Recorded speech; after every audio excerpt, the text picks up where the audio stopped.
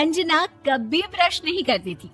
उसे कितनी बार उसके माँ बाप ने डांटा, लेकिन उसका कोई असर उस पर होता ही नहीं था, जिस कारण से उसके दांत पीले पीले हो जाते हैं। शादी के बाद अरे बहू, वैसे तो तुझ में कोई कमी नहीं है, पर तेरे दांत इतने पीले कैसे हैं बेटा? कैसे मतलब? कोई सर्जरी थोड़ी ना कराइए। वो तो क्या नाम, मैं ब्रश नहीं करती थी तो पीले हो गए। अब क्या करूं? आप कहें तो लाल करवा लूं या फिर काले? यार ये क्या है, क्यों माँ से लड़ रही हो? लड़ रही हूँ? अरे मैं लड़ रही हूँ या ये बोल रही है कि दांत पीले हैं, पीले। अरे तपस्या थोड़ी ना की है इन्हें पीले करने के लिए। बकायदा ब्रश नहीं किया है 20 साल तक, तब जाकर। छी, कैसी बात कर रही हो? ये उस वक्त तो पीले नहीं थे जब हम लोग तुम्हें देखने आए थे। अरे तब साफ करवा लिया होगा डेंटिस्ट के पास जाकर। अब देखो कैसे पीले पीले लग रहे हैं। रंजना सास की तरफ गुस्से से देखती है। फिर शुरू हो गई पीले पीले पीले। अरे पीले तो तब भी थे जब मेरे हाथ का रसगुल्ला उड़ा उड़ा कर खा रही थी और बोल रही थी, लड़की नहीं गुणों का खजाना दे रहे भाई साहब आप। खैर, अब वो लोग करते भी तो क्या करते, पीले दांत वाली बहू पल्ले पड़ी थी तो झेलना तो था ही। एक दिन कीर्तन में रंजना गाना गा रही थी। अरे कमला बहन, माँ का द्वार है, यहाँ तो सब शुद्ध होकर आते हैं, फिर अपनी बहू को ब्रश भी नहीं करवाती तुम। दूर से पीले पीले दांत भक्ति में बाधा उत्पन्न कर रहे हैं। और कोई 2 साल के बच्चे थोड़ी ना लेकर आई हूँ मैं बहू बनाकर। अच्छी खासी लड़की है, अरे कैसे करवाऊं ब्रश? ये तो उसे खुद करना चाहिए ना।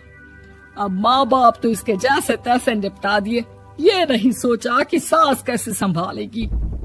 सास बहू को लेकर घर आ जाती है, लेकिन सोच लेती है कि अब इसे लेकर कहीं नहीं जाएगी।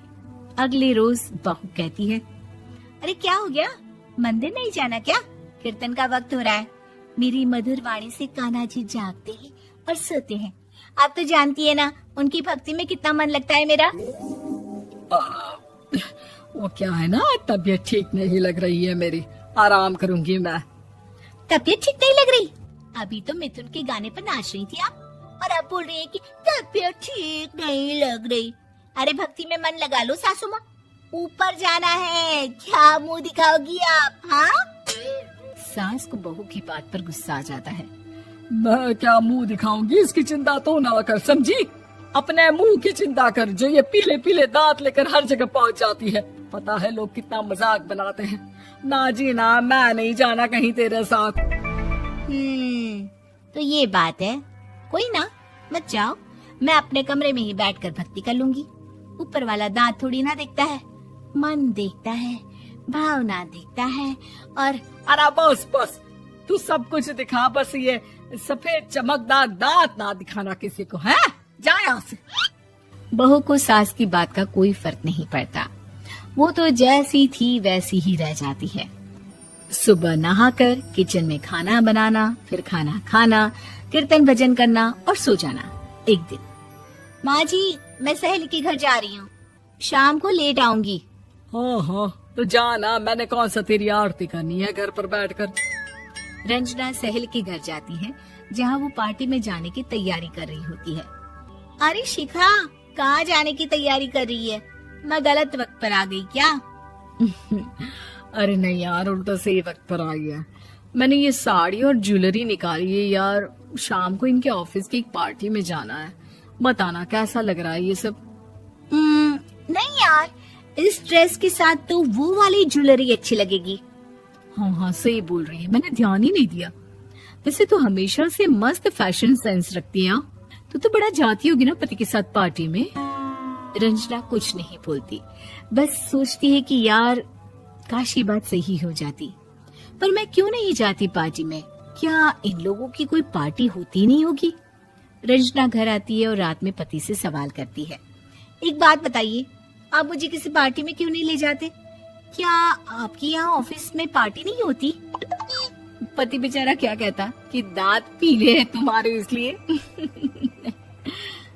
अरे कोई पार्टी होती नहीं हम लोगों के ऑफिस में, तो कहाँ से लेकर जाऊं?